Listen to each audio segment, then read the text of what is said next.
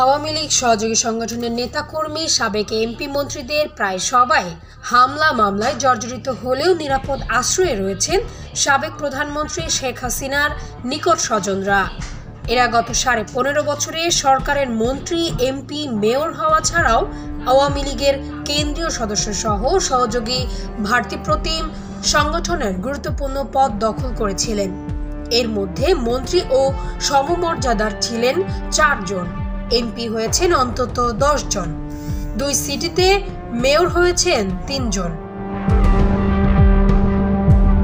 সহযোগী সংগঠনের প্রধান হয়েছেন 1 জন।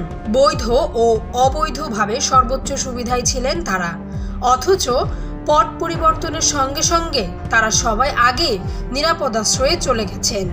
একমাত্র শেখ পরিবারের সদস্য হাসনাত আব্দুল্লাহ ছেলে মঈনুদ্দিন আব্দুল্লাহ খোকা গ্রেপ্তার হয়েছেন। বাকিদের অবস্থান কেউ নিশ্চিত করতে পারছেন না। গত 5 আগস্টের পর গ্রেপ্তারের চিত্রগুলো বিশ্লেষণ করে এমন তথ্য পাওয়া যায়। এর আগে শেখ হাসিনা তার পরিবারের সদস্যদের তালিকা দিয়েছিলেন। তার বোন ও তাদের ছেলে মেয়ে ছাড়া কোনো আত্মীয় নেই বলে দাবি করেছিলেন।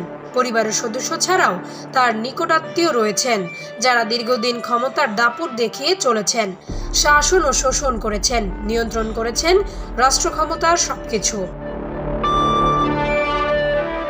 একাদশ জাতীয় সংসদ নির্বাচনের পর মন্ত্রিসভার বৈঠকে প্রধানমন্ত্রী শেখ হাসিনা বলেছিলেন, আমার কিছু আত্মীয় স্বজন ঝড়ের পূর্বাভাস আগাম পেয়ে যান, তখন তারা দেশ ছাড়েন, আবার সুসময় হলেই দেশে ফিরে এসে হাজির হন। ডেস্ক রিপোর্ট, ভোরের পাতা।